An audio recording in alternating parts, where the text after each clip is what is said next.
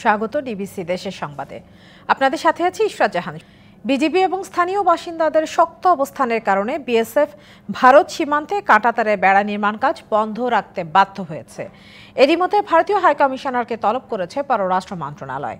সীমান্ত নিয়ে যেসব অসম চুক্তি ভারতের সঙ্গে আছে তা পুনর্বিবেচনা করা হবে বলে জানিয়েছেন স্বরাষ্ট্র উপদেষ্টা অবসরপ্রাপ্ত লেফটেন্যান্ট জেনারেল মোহাম্মদ জাহাঙ্গীর আলম চৌধুরী।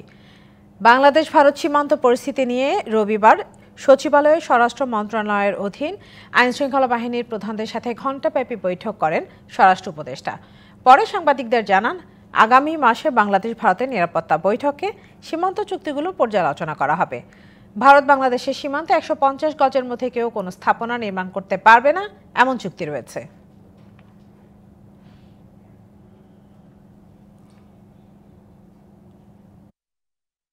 আমাকে বাধা দেওয়ার নাই, যেহেতু আমরা অলরেডি এটা এখানে সিগনেচারি আমরা সাইন করছি। এখন এখানে দুই ধরনের সমস্যা, যদি আমরা ওখানে বেশি দিলে তোরা আবার ওই প্রবেশের ক্ষেত্রে একটা ঝামেলা করে। বর্ডারের অবস্থা ছিল এরকমই মোটামুটি, কিন্তু আমাদের বিজিবির সাথে আমাদের জনগণ খুব শক্ত অবস্থান নেওয়ায় এরা কিন্তু অন্যান্য জায়গা থেকে কাজ তারা বন্ধ করতে বাধ্য হয়েছে। পিলখানা হত্যাকাণ্ডের সুষ্ঠু বিচারের দাবিতে সারা দেশে মানববন্ধন করেছেন ভুক্তভোগীদের স্বজন ও চাকরিচ্যুত সদস্যরা। এতে অংশ নেন বৈষম্য বিরোধী ছাত্র আন্দোলনের শিক্ষার্থীরাও। এ সময় চাকরিচ্যুতদের পুনর্বহালের দাবি জানান বক্তারা।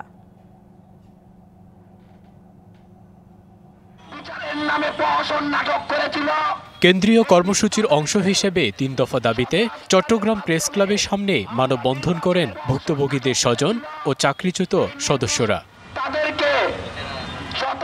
এ সময় পিলখানা হত্যাকাণ্ডের সুষ্ঠু বিচার ও চাকরিচ্যুতদের পুনর্বহালের দাবি জানান তারা। রংপুর নগরীর প্রেস ক্লাবের সামনে সেনা কর্মকর্তাদের হত্যাকাণ্ডের সুষ্ঠু তদন্ত, জেলবন্দি সদস্যদের মুক্তি এবং চাকরিচ্যুত সকল বিডিআর সদস্যকে চাকরিতে পুনর্বহালের দাবি তোলা হয়। চাকরিচ্যুত করা হয়েছে অন্যায়ভাবে বিচার করে, এই অন্যায়ভাবে বিচারের প্রতিবাদে সমস্ত বিচার আমরা বাতিল চাচ্ছি। হত্যার পেছনে দায়ীদের চিহ্নিত করে দৃষ্টান্তমূলক শাস্তি নিশ্চিতের দাবিও জানানো হয়। তারা নির্দোষ ছিল, তাদের উপর দোষ চাপায় দিয়ে তাদেরকে তাদের সুবিধা থেকে বঞ্চিত করা হচ্ছে। আজকে আমরা এখানে সমবেত হয়েছি আমার বাবার মুক্তির জন্য। দীর্ঘ ১৬ বছর যাবৎ তিনি জেলখানায় বন্দী আছেন। খুলনা বিডিআর কল্যাণ পরিষদের আয়োজনে জেলা প্রশাসকের কার্যালয়ের সামনে মানববন্ধন করেছেন চাকরিচ্যুত সদস্য ও স্বজনরা। মানববন্ধন হয়েছে ময়মনসিংহেও। দাবি জানানো হয় প্রকৃত সত্য উদ্ঘাটনের। এছাড়া সুষ্ঠু বিচার, নির্দোষ বিডিআর সদস্যদের মুক্তি ও চাকরিচ্যুত বিডিআর সদস্যদের চাকরিতে পুনর্বহালের দাবিও জানানো হয় মানববন্ধনে। ৫৭ সেনা কর্মকর্তা সহ ৭৪ জনের হত্যার বিচারে ৩ দফা দাবিতে পাবনা, সিরাজগঞ্জ, গাইবান্ধা, মাদারীপুর, পঞ্চগড়, চুয়াডাঙ্গা, যশোর, নেত্রকোনা, চাঁপাইনবাবগঞ্জ, পটুয়াখালী, জয়পুরহাট, ঝালকাঠি, শরীয়তপুর ও নাটোর সহ সারা দেশে মানববন্ধন করেছে জেলা বিডিআর কল্যাণ পরিষদ। সকল বিডিআর সদস্যদের চাকরিতে পুনর্বহাল। Shakib Al Hasan, DBC news desk. চাঁপাইনবাবগঞ্জে ২ শিক্ষার্থী হত্যার ঘটনায় প্রধান আসামি সহ ২ জনকে গ্রেপ্তার করেছে পুলিশ। দুপুরে সংবাদ সম্মেলনে পুলিশ সুপার রেজাউল করিম জানান, গেল ১৭ ডিসেম্বর নাচলে বিজয় দিবসের সাংস্কৃতিক অনুষ্ঠানে ২ শিক্ষার্থী মাসুদ রানা ও রায়হান আলীকে কুপিয়ে হত্যার ঘটনায় প্রধান আসামি শাহিন সহ ২ জনকে গ্রেপ্তার করা হয়েছে। রাজনৈতিক কারণে নয়, পেয়ারা বাগানের দ্বন্দ্বের কারণে ২ জনকে কুপিয়ে হত্যা করা হয় বলে ধারণা পুলিশের। এরই মধ্যে স্বীকারোক্তিমূলক জবানবন্দি দিয়েছে শাহিন। গোপালগঞ্জের বঙ্গবন্ধু শেখ মুজিবুর রহমান বিজ্ঞান ও প্রযুক্তি বিশ্ববিদ্যালয়ে অভিযান চালিয়ে অনিয়মের সত্যতা পেয়েছে দুদক। রবিবার সকালে দুর্নীতি দমন কমিশনের গোপালগঞ্জ জেলা কার্যালয়ের উপপরিচালক মোহাম্মদ মশিউর রহমানের নেতৃত্বে এই অভিযান চালানো হয়। তিনি বলেন, বিশ্ববিদ্যালয়ে আসবাবপত্র কেনা, লাইব্রেরিতে বই কেনা, অবৈধভাবে চাকরি দেয়া, কেনাকাটায় অনিয়ম, গেট নির্মাণ সহ বিভিন্ন বিষয়ে ব্যাপক অনিয়মের সন্ধান পায় দুদক। দুদক কর্মকর্তা আরও বলেন, বিশ্ববিদ্যালয়ের প্ল্যানিং কমিশনের পরিচালক তুহিন মাহমুদ কেনাকাটায় অনিয়মের সাথে জড়িত ছিলেন। এছাড়া বিশ্ববিদ্যালয়ের অপর কর্মকর্তা নজরুল ইসলাম হীরার বিরুদ্ধে ব্যাপক টেন্ডার বাণিজ্যের অভিযোগ রয়েছে।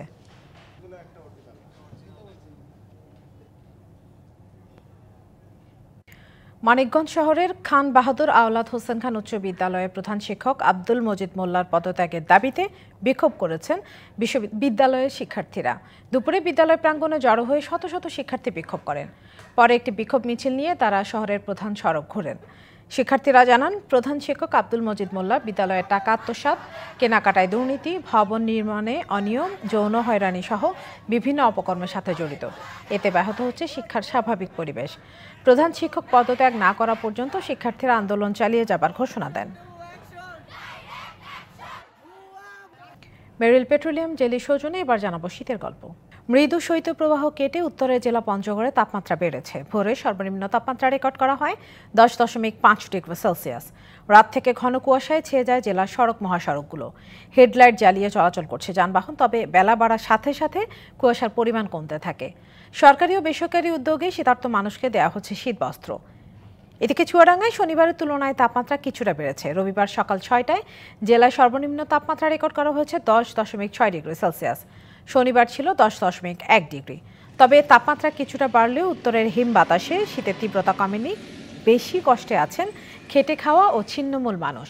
আর হাসপাতালগুলোতে বেড়েছে শীতজনিত রোগীর সংখ্যা, যার বেশিরভাগই শিশু এবং বয়স্ক। চুয়াডাঙ্গা আঞ্চলিক আবহাওয়া অফিসের জ্যেষ্ঠ পর্যবেক্ষক রকিবুল ইসলাম জানান, চলতি সপ্তাহে জেলার তাপমাত্রা 10 ডিগ্রি সেলসিয়াসের আশপাশেই থাকবে। অনুমতি পাওয়া গেলে বছরখানেকের মধ্যে সীমিত পরিসরে বগুড়া বিমানবন্দরে বেসামরিক বিমান চলাচল করতে পারবে বলে জানিয়েছেন বিমান বাহিনী প্রধান air chief marshal Hasan Mahmud Khan. সকালে বিমান বাহিনীর ফ্লাইং ইনস্ট্রাক্টরস স্কুল পরিদর্শন শেষে তিনি কথা জানান। আরও বলেন, বিমানবন্দরটি সামরিক ছাড়াও বেসামরিক বিমান চলাচলের জন্য গুরুত্বপূর্ণ হয়ে উঠেছে। এরই মধ্যে শুরু হয়েছে সম্ভাব্যতা যাচাই।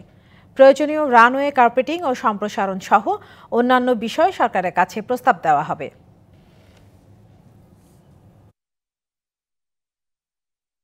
আমরা ইচ্ছা করলে এখনো আমার ছোট বিমান নামাতে পারি।